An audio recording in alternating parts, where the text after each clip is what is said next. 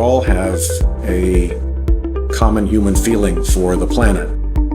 And I think the International Conservation Caucus and the Oceans Caucus have been able to bring Republicans and Democrats together around that feeling of care for our common home in ways that fend off the partisan and divisive impulses so often contaminate this town.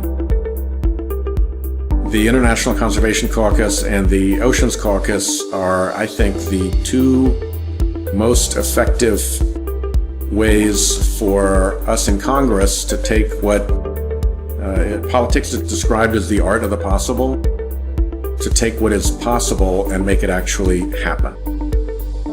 We are really excited about the ocean conservation piece of this. Humans are terrestrial beings, and we don't have a very good sense of what's going on in the oceans. So the extent of the plastic waste that is all over the oceans is something that an ordinary person wouldn't know about.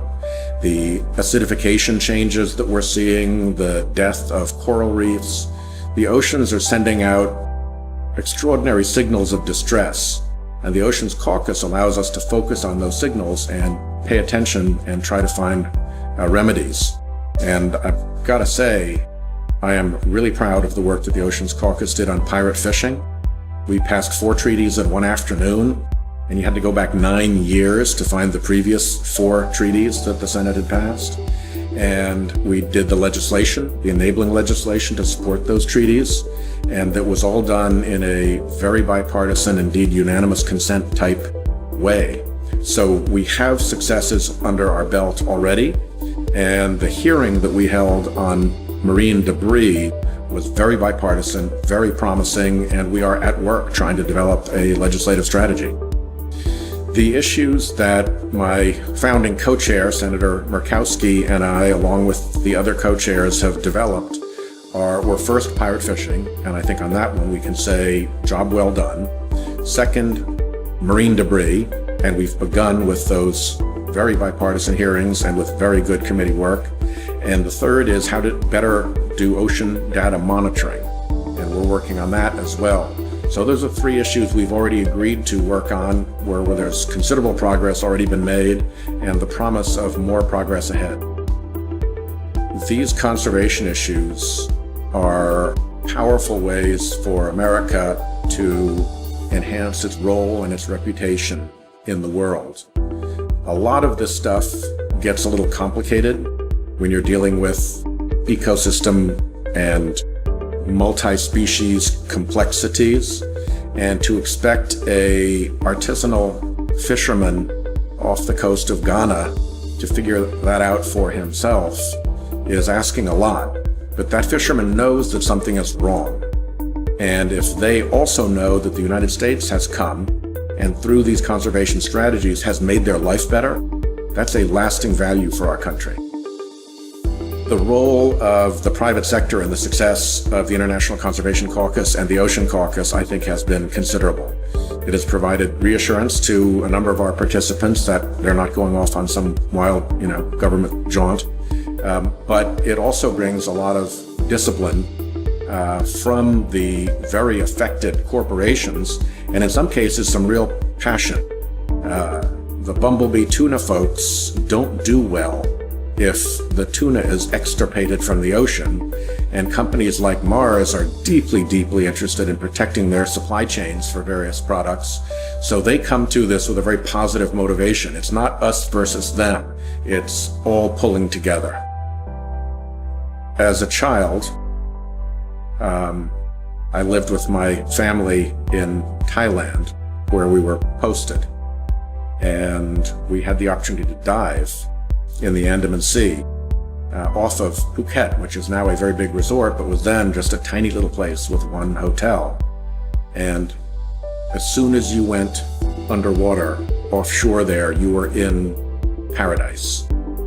And my family went back just a few years ago. My wife is a marine scientist, and she reported to me that almost all of the coral was dead, that the paradise was destroyed, and that is a very hard thing to recover from. We also hosted in Newport, Rhode Island just a year ago, probably the most dangerous and challenging sporting event on the planet, which is the Round the World Volvo Ocean Race.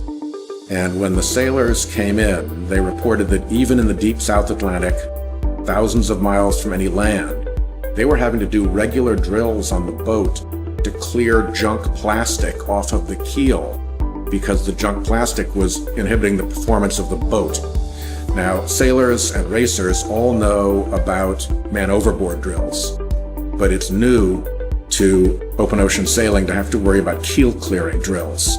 And that was a pretty strong signal of how badly we have junked up our oceans with plastic.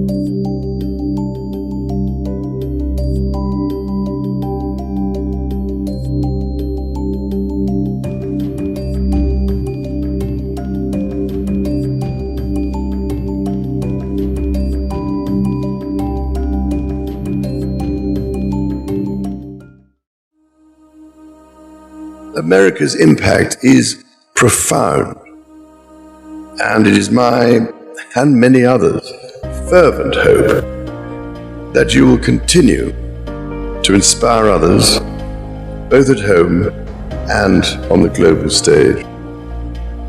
I grew up in a village, and when I was growing up, when I was young, there used to be huge forests around there. At night you hear lions roaring. You had so many animals around. But because we are close to Dar es Salaam, to meet the charcoal demands for Dar es Salaam, all these forests is gone. All this forest is gone. We have come to realize that it is in our interest to make sure that we deal with the issue of environment because it's affecting us. Thank you to ICCF and to all of you for supporting wildlife conservation. The struggle to take on these great causes isn't a Republican cause, it isn't a Democratic cause, it is about right and wrong. It isn't merely an African struggle, it is an American struggle, it is a global struggle. He came to me years ago talking about this caucus in Africa, and he was trying to get me to go for, 8 or 10 years, and I finally went. And I've never been the same since. I want to thank the International Conservation Caucus for its leadership in driving policy and awareness and action both here at home and around the world. And I remember sitting down at that time with David Barron, and Clay Shaw was there, and I said, if we formed an International Conservation Caucus, we would be able, long after we're gone, to continue to drive policy because there would be a caucus there to make certain that the terms of this agreement were kept. Our dream was to get all of us to cooperate on an international basis, and that has grown magnificently.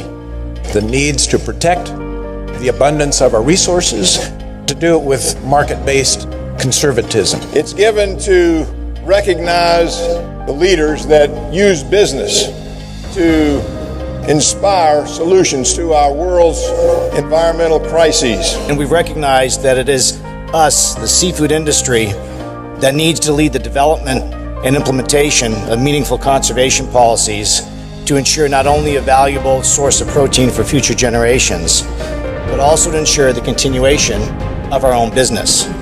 By 2015, we will meet the goal to give 2 million Africans access to safe, clean drinking water. We need to be thinking marketplace solutions. We can't be thinking emotionally. We can't be thinking hysterically. We have got to use logic. And events like tonight and the work that all of you have done on behalf of ocean conservation is securing a better future for our planet.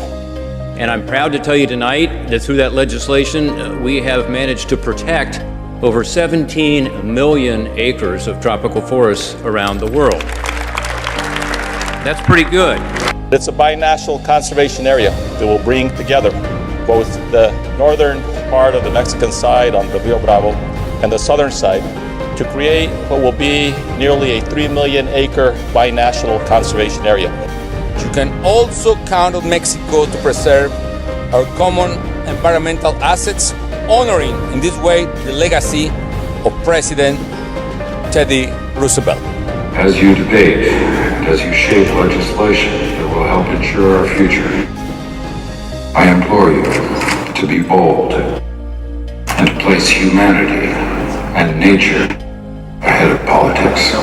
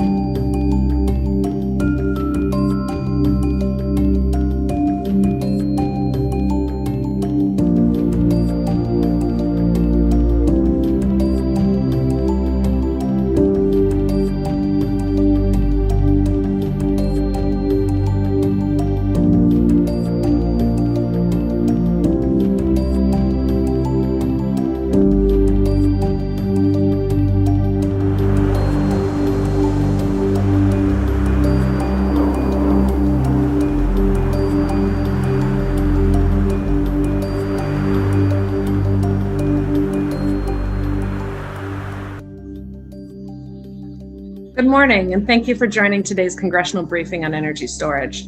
Our conversation today is part of the International Conservation Caucus's Energies and Forests program, through which we convene members of Congress, administration officials, and key stakeholders to advance constructive bipartisan policy solutions that support the environment. Our purpose today is to explore policy areas of bipartisan consensus within these conservation issues.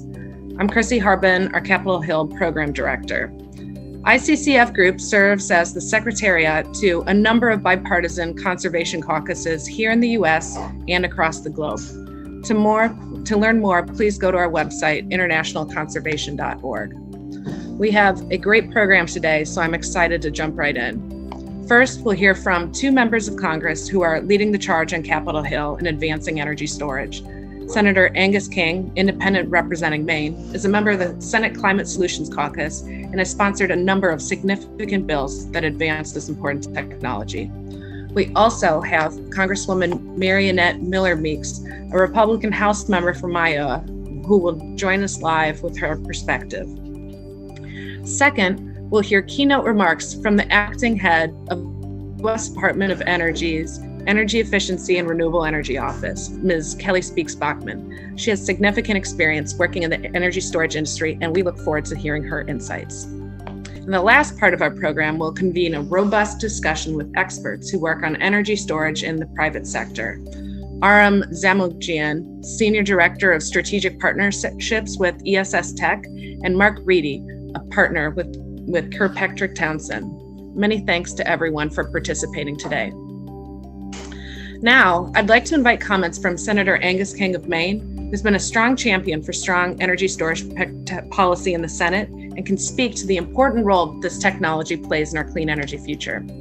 He is a member of the Senate Climate Solutions Caucus and has sponsored bipartisan legislation on energy storage.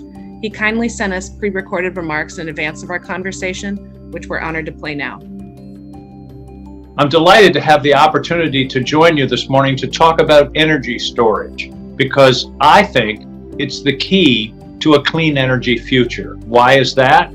Because the development of wind and solar has been enormous and exponential, as you know, over the last 10 years. But there's a wall, there's a limit, and the limit is intermittency. Where do we get the power when the wind isn't blowing or it's dark at night? And now, in many places, in New England, for example, we get it from natural gas, or we get it from some other fossil fuel source. Backup power is the key to unlocking the potential of a clean energy future. If we have storage, then wind and solar can, in effect, become baseload when combined with the non-fossil fuel storage. At that point, 1/3 of our carbon comes from energy production. It goes essentially to zero. The other third, another third of our carbon production comes from transportation. Electrified transportation, which is happening now extremely rapidly, as you know, and you've dealt with then 2/3 of carbon production. That leaves space heating, and that gets you into things like electric heat pumps. So storage is the key. That's why on the Energy and Natural Resources Committee, Martin Heinrich and I and others have been focused so intently on R&D in storage technologies. It has to be cost effective. It has to be able to be produced without all of the rare earths and the difficult to obtain minerals that are involved in current storage technologies. We're looking for a breakthrough. It's a cliche to talk about a moonshot, but that's really what we're talking about here. A breakthrough in storage will be, as I said, the opening to a carbon-free future. And that's why I think what you're doing today, the work you're doing at this conference, is so important. And you know, I'm for let every flower bloom. Let's look and see at all the technologies, whether it's molten salt or batteries or pump storage, whatever it is. That's got to be the focus of the next step in the steady march toward a carbon-free future. So thank you for what you're doing. I'm looking for ideas. Be in touch with my office. Be in touch with the Energy and Natural Resources Committee, because we're really focused on this issue and we really want to tackle it in the next 3 to 5 years, because as I said at the beginning, I think storage is really the key to a carbon-free future, which of course is the key to saving the planet.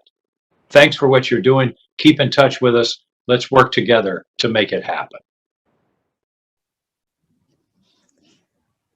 Thanks very much for those comments. We greatly appreciate them, Senator. Next, I'd like to turn to our second distinguished speaker, Congresswoman Mariannette Miller-Meeks, a Republican representing Iowa's 2nd Congressional District. And she's also the International Conservation Caucus's newest member. She's hitting the ground running in her first term, and she's joining us live. Congresswoman, great to be with you. It's great to be with you also. Thank you so much for having me.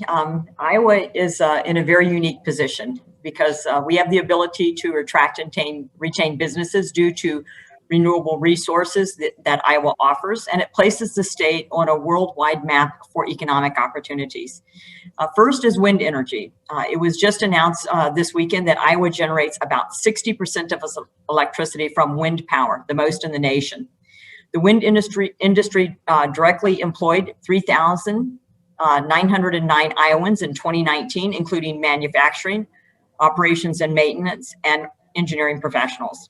Wind energy accounts for at least $19 billion in capital investment in Iowa. Wind turbines generate $78 million annually in lease payments to landowners in Iowa. And wind provides significant property tax revenue to local governments. Wind projects contributed approximately $60 million in tax revenue in 2020. Renewable fuels. Iowa is certainly known for its renewable fuels. Iowa produces more fuel, ethanol, and biodiesel than any other state in the nation.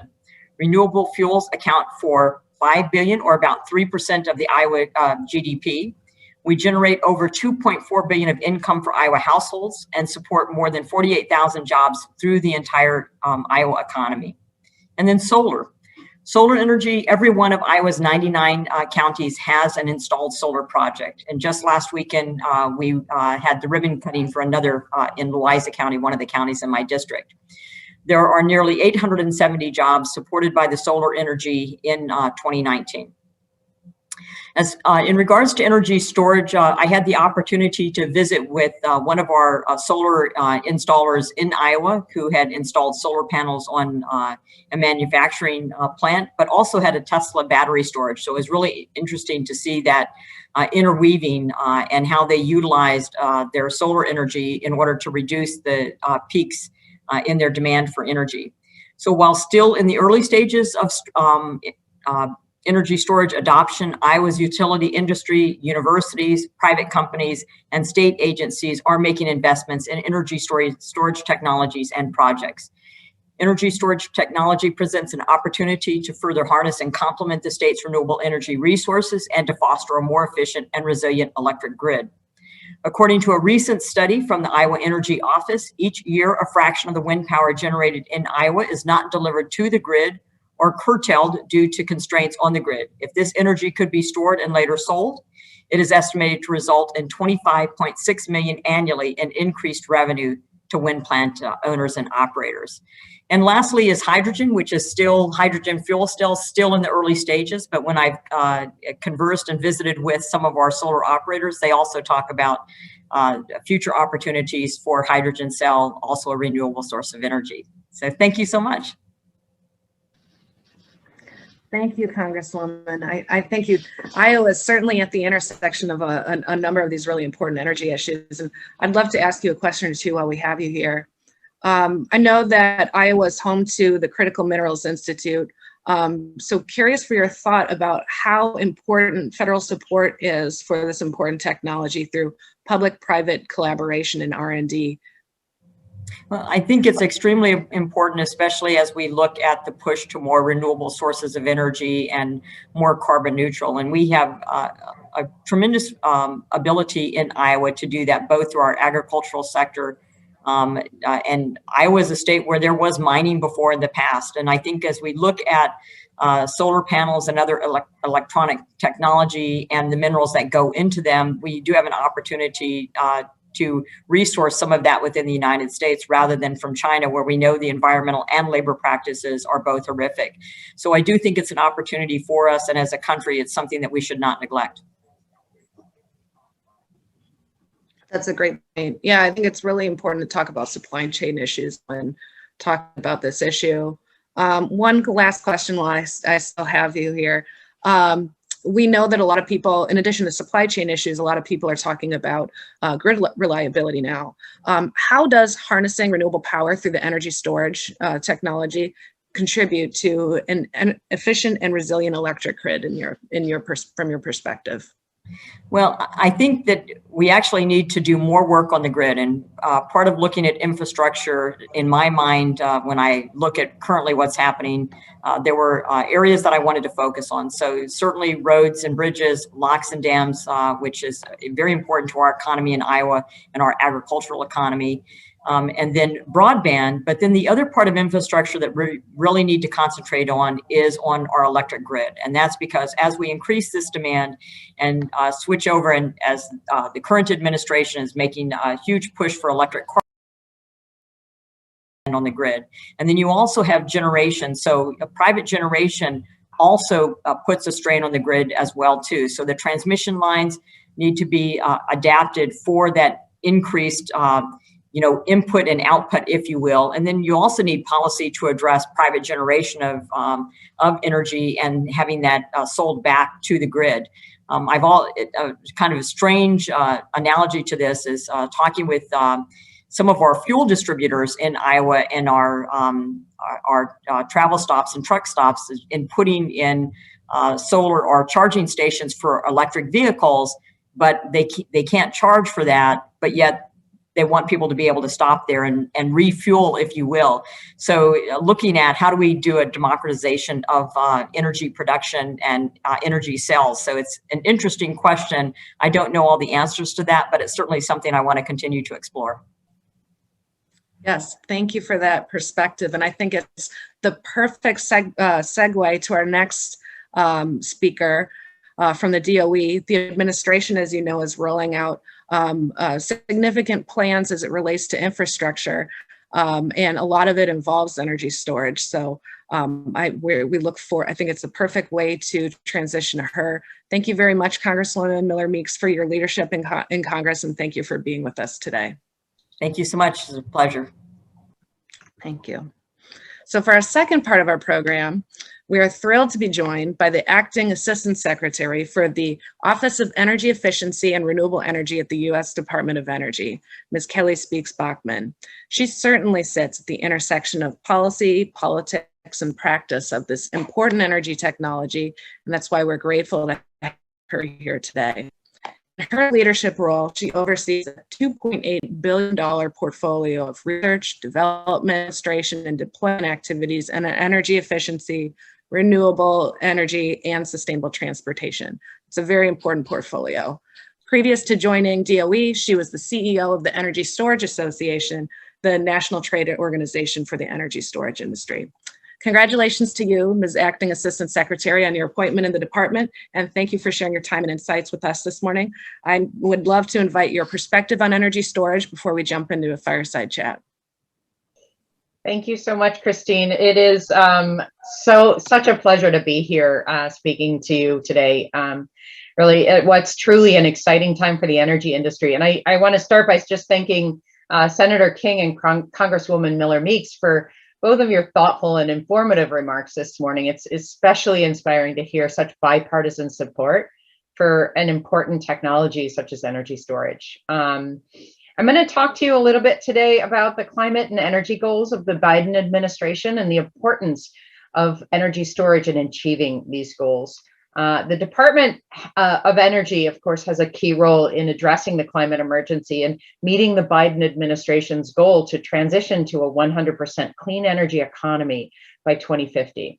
And our mission within the Energy Efficiency and Renewable Energy Office is to drive the research, development, and I will underscore the demonstration and the deployment of innovative technologies, systems, and practices that are going to help transition Americans to this clean energy economy not later than 2050, and also to ensure that the clean energy economy benefits all Americans.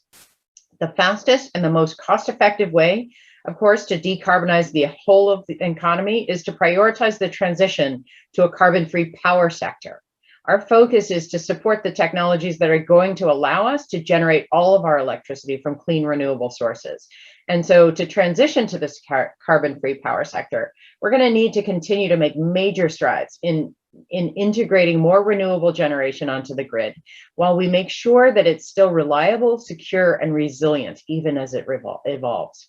Storage technologies are crucial to integrating these high levels of renewables onto the grid. The storage market is projected by our own Energy Storage Grand Challenge report to increase fourfold by 2030, more than 2,500 gigawatt hours from a 2018 baseline. At DOE, we're positioning the United States to become the world leader in energy storage. Since 2017, DOE has invested more than $1.2 billion in storage research and development, about $400 million a year. And in early 2020, DOE announced the Energy Storage Grand Challenge, a comprehensive program to accelerate the development, commercialization, and utilization of next-gen energy storage technologies and to sustain American global leadership in energy storage.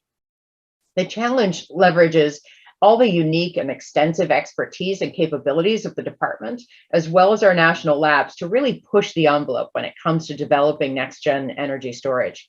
And just back in December 2020, when I was still with the Energy Storage Association, DOE published the Energy Storage Grand Challenge Roadmap, and that was super interesting. It encompassed electrochemical, mechanical, thermal, flexible generation, flexible buildings, and power electronics, well beyond the often referenced battery storage. It also included opportunities for hydrogen, which is applicable to the grid as well as also to transportation. So this roadmap incorporates 5 tracks, starting with fundamental R&D for storage technologies and following all the way through to production and commercialization. The first track, the technology development track, will focus on DOE's ongoing future storage R&D with clear performance goals.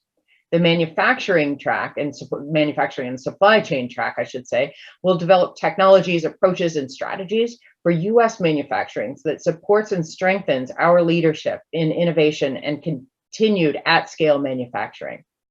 The technology transition track is going to ensure that DOE's R&D transitions to domestic markets through field validation, public-private partnerships, bankable business model development, and the dissemination of high-quality market data, especially for technologies beyond batteries. Then there's the policy and valuation track, one of my favorites, that is going to provide important data and tools and analysis to appropriately value energy storage for its flexibility in markets and for providing capacity, resilience, and ancillary services. And finally, the workforce development track is going to advance technical education and workforce development programs to train and educate a growing workforce, to conduct further research, and to develop, design, manufacture, and operate energy storage systems.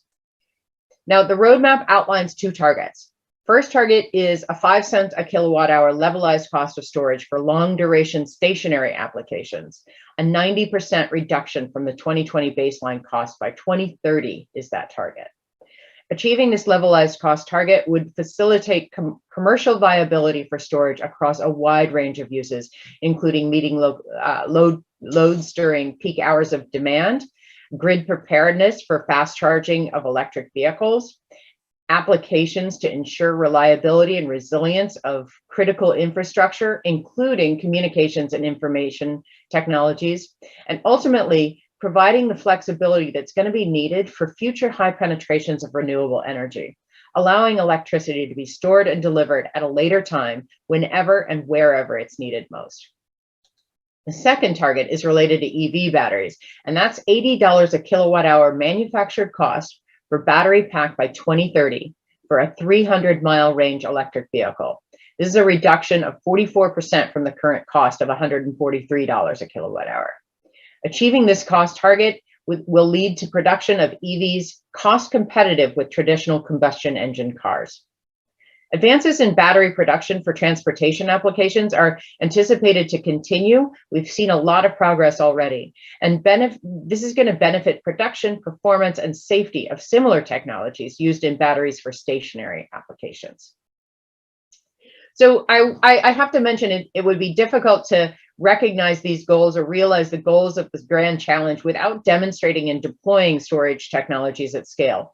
And that's what our Advanced Research on Integrated Energy Systems platform does. We call it ARES because it's a lot shorter to say. ARES represents the next generation research platform that will facilitate a substantial scale up capability from 2 megawatts to 20 megawatts in that modeling. This scale up is going to enable DOE and the labs to work directly with utilities, vendors, and other stakeholders to test actual equipment in real-world environments in the safety of a laboratory setting. This platform will make it possible to quantify the impact and optimize the value from the millions of new assets that are being connected to the grid on a daily basis, like EVs, renewable generation, hydrogen, energy storage, and grid responsive building technologies. The scale of this ARES research platform will make it possible to discover opportunities like optimizing grid operations for lowest cost at the lowest greenhouse gas emissions. And it will also help us uncover risks like potential cyber threats or reliability risks, considering the growing interdependencies of the power system and other infrastructure like natural gas, transportation, water, and telecom. And finally, while ARES is located at our National Renewable Energy Lab, the impact of the ARES spans across our entire country. ARES was developed to be integrated across all the other national lab platforms and technologies. In fact, ARES is already collaborating with the Grid Storage Launchpad. Now, about the Grid Storage Launchpad, last month, DOE's Office of Electricity announced the start of design and construction of this launchpad, a $75 million grid energy storage research and development facility to expand battery R&D capabilities. It's located at Pacific Northwest National Lab, PNNL, and this lab, or this launchpad, is going to boost the use of clean energy and accelerate the development of deployment of long-duration, low-cost grid storage. This facility is going to be more than 85,000 gross square feet and include 30 research labs, some of which will be testing chambers capable of systematic and independent validation and testing new grid storage technologies from basic materials and components all the way to prototype devices. And this will be done under realistic grid operating conditions. It's also going to include flexible workstations and collaboration spaces, which are going to provide dedicated space for researchers from around the country to be able to incubate storage technologies originating in the United States. Bringing together the best and the brightest minds in this state-of-the-art facility is going to accelerate storage innovation. It will increase the use of clean energy and increase grid safety, reliability, and resilience to support the growing fleet of electric vehicles and increasing renewable power. Construction should begin as soon as late this year, with the building operational and ready for occupancy as soon as 2025. Earlier just this week, we announced the Houston-based firm Harvey, Cleary, and Kirksey Architecture was chosen to lead the design and construction phase, which we're just starting now. And in addition to federal funding, the Washington State Department of Commerce has committed $8.3 million for advanced research equipment that's going to provide insights into this behavior of battery materials during operation. The state also signed an MOU with our Office of Electricity to promote partnerships to advance grid energy storage technologies, support the energy storage innovation ecosystem, and share best practices with other states. The Launchpad will also provide key support to our Storage Grand Challenge and the work that we're doing there to secure a domestic manufacturing supply chain. So in closing, as you can hear, we have a lot of important stuff going on in the energy storage work at the department and across our labs. The broad deployment of storage technologies is going to be critical to address the climate crisis and maintain reliable, secure, resilient, and affordable electricity for all Americans. We're at early stages of this exponential growth profile of the storage market for both grid and transportation. We have a unique opportunity to secure American global leadership with these technologies. Storage has long enjoyed bipartisan support, and we need to continue that critical bipartisan support in order to secure this leadership. And we believe at DOE and at EARE that together we can accelerate the progress that's critical to securing this clean energy future. So thanks for listening, and I look forward to chatting. Excellent. Well, thank you very much, Ms. Speakes-Backman, for those insights. I think it's very exciting to see this work in the department in advancing this important technology. And as a DOE Office of Electricity alum, I'm thrilled to see how the whole of agency approach in advancing it. I want to draw out in our first question one note that you concluded with, which is on bipartisanship. And as you know, the bipartisan approach is very important to us and our partners at ICCF. We have a bipartisan caucus, bipartisan co-chairs. It seems to me that the political parties in Washington may often seem to be at an impasse, but energy storage is a notable exception. And in your comments, I'm thrilled to hear that your department under your leadership is really advancing a program, the Energy Storage Grand Challenge, that was started during the Trump administration. Could you share a little bit more of your thoughts on the areas of consensus between the political parties that they can find in advancing this important technology, and perhaps some advice to our Capitol Hill staff as they work across the aisle on energy storage issues? Absolutely. So I don't think there's any question or actually political ideals around what the fact of the matter is that our grid is absorbing more and more renewable generation even today, regardless of what the policies are or the politics are of it. It really, the way that our grid is being powered, as well as how people are using that electricity, is changing rapidly. People are putting more and more interconnected devices on the grid every day.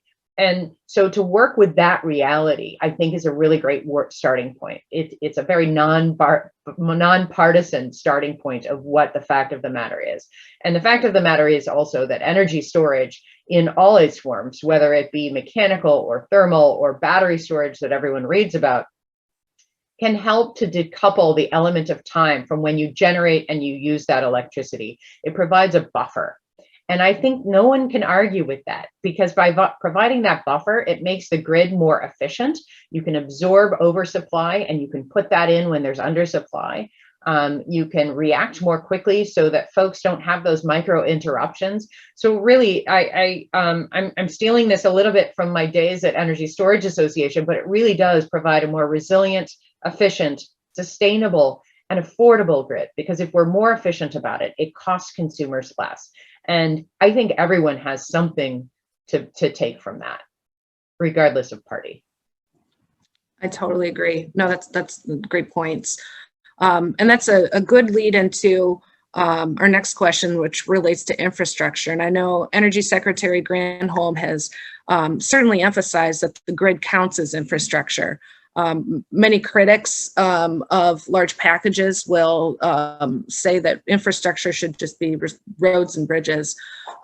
Could you share a little bit on your perspective on the infrastructure package that our Capitol Hill staff audience may be working on in the coming months, and also talk about how storage plays an important role specifically?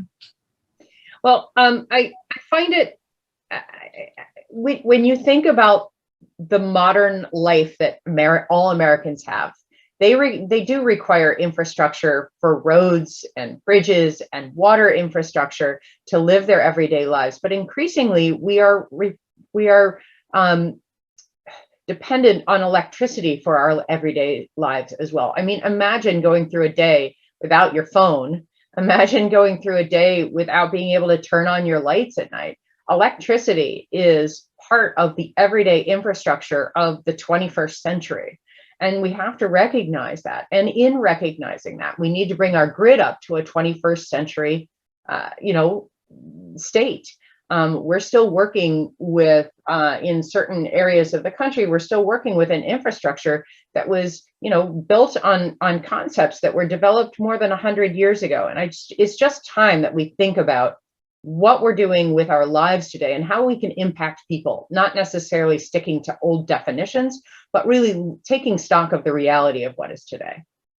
And as to storage, again, I think storage is such an interesting new technology that's come together and has come together to a commercialization stage, and the cost of it has come down so rapidly that we really need to examine how we can address this new use and generation profile of our grid, and how people are using this transportation modes differently even these days to really make it more efficient so that we can make it affordable for all Americans.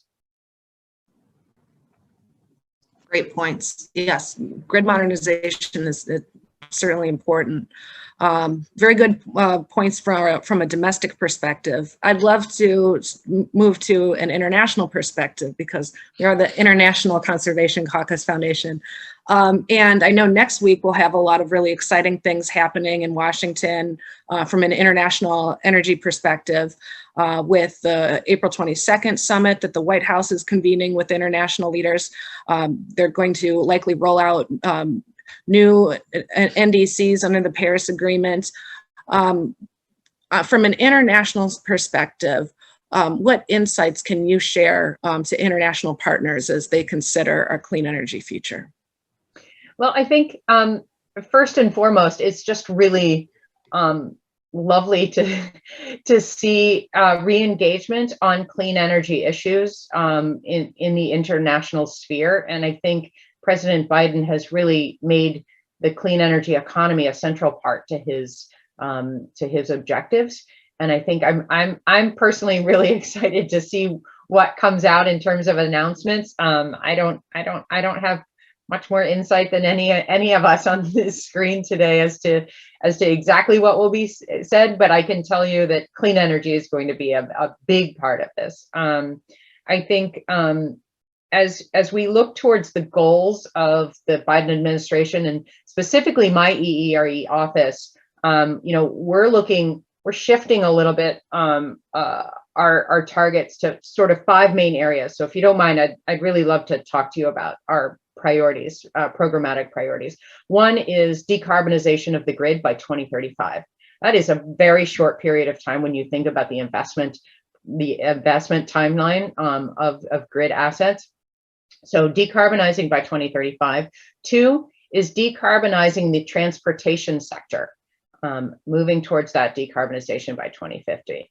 3 is decarbonization of heavy energy intense industry. So looking at industry and how we decarbonize that. 4 is reducing the carbon footprint of buildings across the country. And the 5th is decarbonization of the agricultural sector. So when we look within EERE about what we're going to be doing in the next several years, and when we look to put out our very specific goals, they're all going to be focused on these sectors, not necessarily one technology or another. And I think that's important specifically for energy storage that we're talking about today, because energy storage really has a part to play in all of these resources, not just generation of the grid, not just on transportation batteries, but also in helping the resilience of buildings, in working toward making sure that everything that we are adding to the grid and upgrading the grid with is more affordable. I think that's kind of one of the exciting things that you'll see coming out of next week. That's great. I think a sectoral approach will be really important for deploying this important technology. And so that's great to learn more about your priorities. And we certainly look forward to partnering with you and the department and our Capitol Hill audience in helping advance this in the coming years. So we have to move to our expert panel next, but Ms. Acting Assistant Secretary, we are thrilled to have you and thank you. We know how busy you are, so we're very grateful that you were able to join us this morning. Thank you so much for having me. Energy storage, as you can imagine, is one of my favorite topics, so I couldn't miss it. Awesome. Well, thank you very much. Take care. Bye-bye. So in our third and final part of our program, we have 2 experts with significant private sector experience in energy storage. We have 2 gentlemen. First, Mr. Aram Zamiljian serves as the Senior Director for Strategic Partnerships at ESS Tech. And I'm sorry, Aram, for butchering your name. Aram's company is the leading manufacturer of low-cost, long-duration iron flow batteries for commercial and utility energy storage applications. So he has a ton of private sector expertise here. We also have Mark Reedy, who is a partner with Kilpatrick Townsend, who has a diverse experience within the energy industry, but has a lot of knowledge about energy storage specifically and how to put this into practice. Gentlemen, thank you both for joining us. Thank you so much, Chrissy.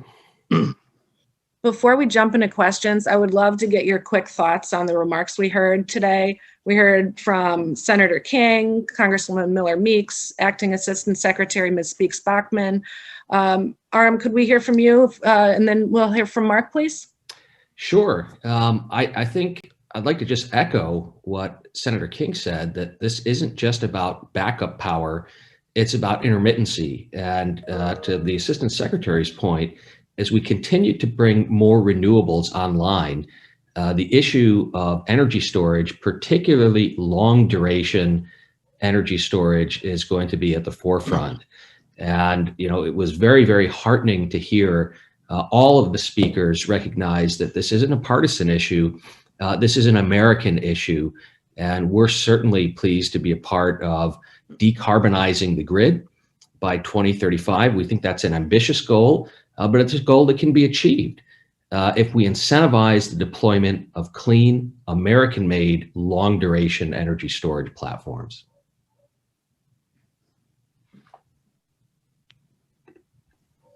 I totally agree. Mark, I'd love your thoughts. Yeah. Can you hear me okay? Mm-hmm. All good. Good. Well, I certainly would second what Aram had said about Senator King. I applaud his remarks. Congresswoman Miller-Meeks, certainly she comes from a state that is long been the leader, leader or one of the top leaders in renewable energy. And I was interested in listening to her comments on the critical minerals, because that's just been added into the Department of Energy's ATVM and Title 17 programs for ATVM for loans and for in Title 17 for loan guarantees.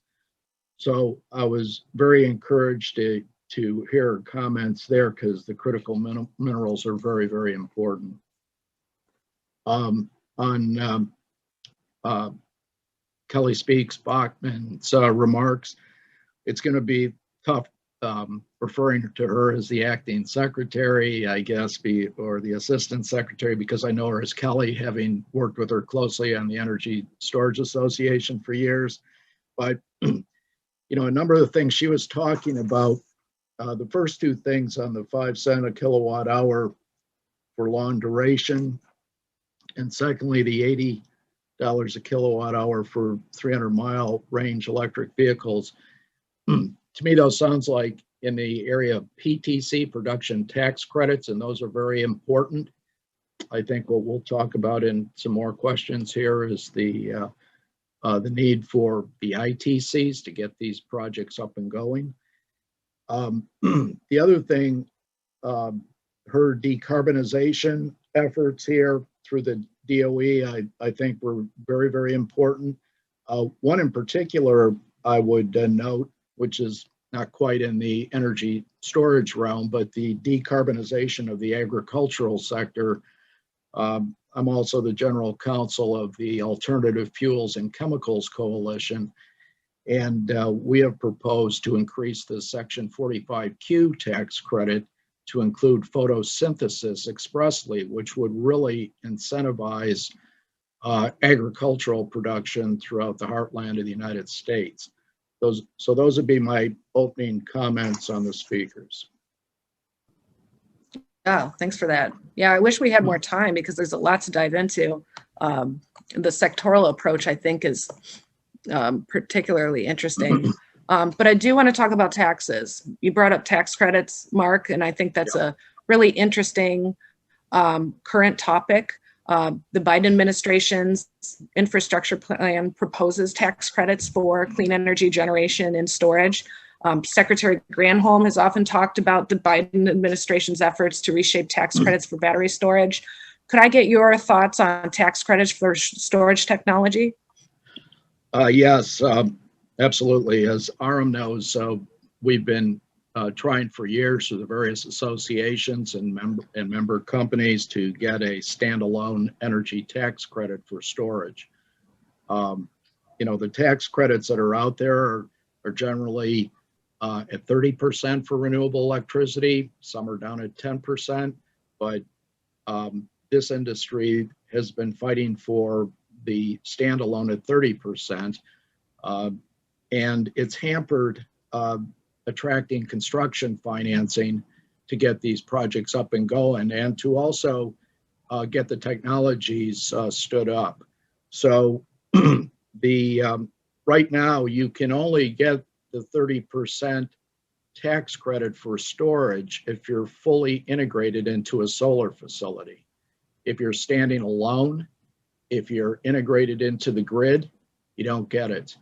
And so that's been very difficult. Now, I'll tell you, a state that's at the forefront of what I'm talking about has been Maryland.